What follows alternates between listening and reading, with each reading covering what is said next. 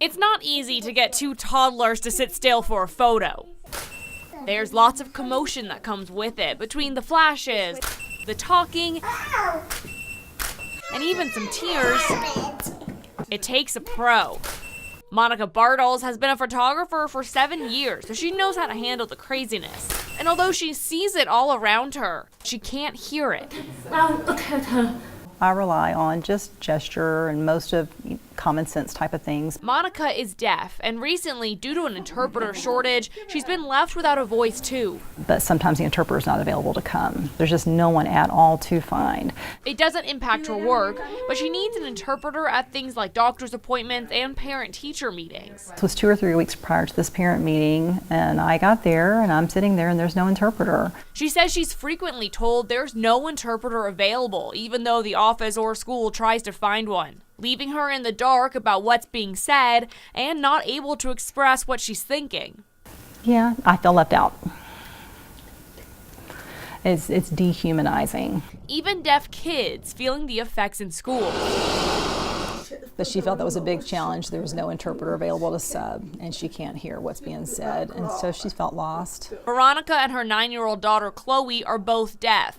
Chloe goes to Overton Elementary, where LASD focuses their deaf education programs. She says recently, when an interpreter is sick, there's been no one to fill in and interpret for her daughter. And the school district definitely needs more people who can sign ASL. LASD says they try to retain the best interpreters in Texas, but say in a statement that, quote, many choose to work for private agencies who are able to offer flexible hours and pay a higher hourly rate.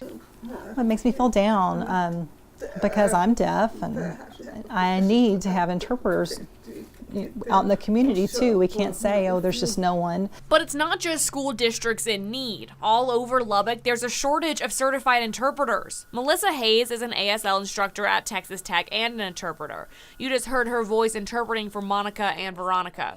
I probably turn down 3 to 6 assignments every week. The supply is low and the demand higher than ever, leaving the deaf community in silence. I don't know how to explain it. It's very demoralizing. You feel like you're set aside. Melissa says the problem is lack of proper education programs. For the state of Texas, certified interpreters need 60 hours of class credit and a bachelor's degree in interpreting. Right now, there's only a handful of colleges in the country that offer such a BA program. Hopefully, we'll have our degree in place within 2 years. Now, Texas Tech is in the process of approving classes and budget to certify their interpreter BA program. We're in a perfect place right now to have this. Really, all of West Texas really doesn't have an interpreter training program. But in the meantime, the deaf community is searching for any helping hands.